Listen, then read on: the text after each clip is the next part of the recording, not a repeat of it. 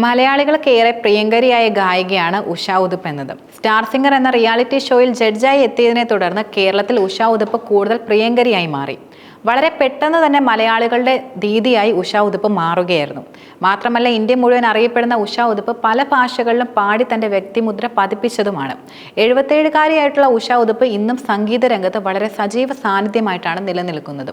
ഉഷ ഉതുപ്പിനെ കുറിച്ച് സംസാരിക്കുകയാണ് സംവിധായകനായിട്ടുള്ള ആലപ്പി അഷ്റഫ് ഇപ്പോൾ. ഗായികയുടെ ജീവിതത്തിലും അതുപോലെ കരിയറിലും ഉണ്ടായ സംഭവ വികാസങ്ങളാണ് സംവിധായകൻ തന്റെ യൂട്യൂബ് ചാനലിൽ ഇപ്പോൾ പങ്കുവച്ചിരിക്കുന്നത്. ഭർത്താവിന്റെ മരണവും അതുപോലെ മകനുണ്ടായ അസുഖവും ഇന്ന് അവരുടെ മനസ്സിലെ നീറുന്ന വിങ്ങലുകളായിട്ടാണ് യഥാർത്ഥത്തിൽ നിലനിൽക്കുന്നത്. പുറമെ ചിരിക്കുമ്പോഴും അവരുടെ ഉള്ളിൽ ശരിക്കും ഒരു അഗ്നിപർവ്വതം പുകയുന്നത് അധികം ആർക്കും തന്നെ അറിയാത്ത കാര്യമാണ്. മുംബൈയിലെ ഒരു പോലീസ് ഓഫീസറുടെ മകൾ കൂടിയാണ് ദീദി. ദീദി വളർന്ന കുടുംബത്തിൽ സംഗീത അന്തരീക്ഷം വളരെയധികം നിലനിൽക്കുകയും ചെയ്തിരുന്നു.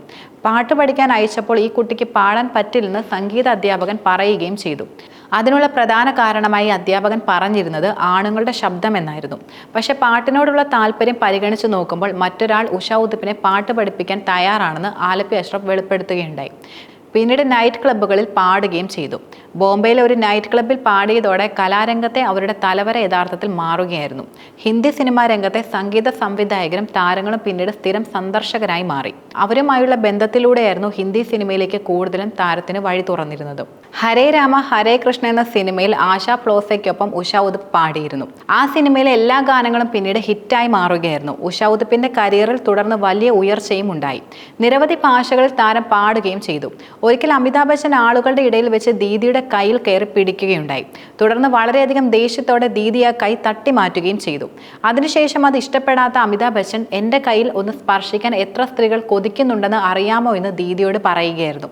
എന്നാൽ ദീദി എന്തിനാണ് അങ്ങനെ ചെയ്തതെന്ന് ചോദിച്ചപ്പോൾ പറഞ്ഞ മറുപടി എന്നത്, കാണുന്ന ആൾക്കാർ തെറ്റിദ്ധരിച്ച് വേണ്ടാത്തത് വല്ലതും പറയുമോ എന്ന ഭയം ഉണ്ടായിരുന്നു, അതുകൊണ്ടാണ് അങ്ങനെ ചെയ്തതെന്നായിരുന്നു. മാത്രമല്ല, ഒത്തിരി നന്മകളുള്ള മനസ്സിന്റെ ഉടമ കൂടിയാണ് ദീദി എന്ന ഗായിക.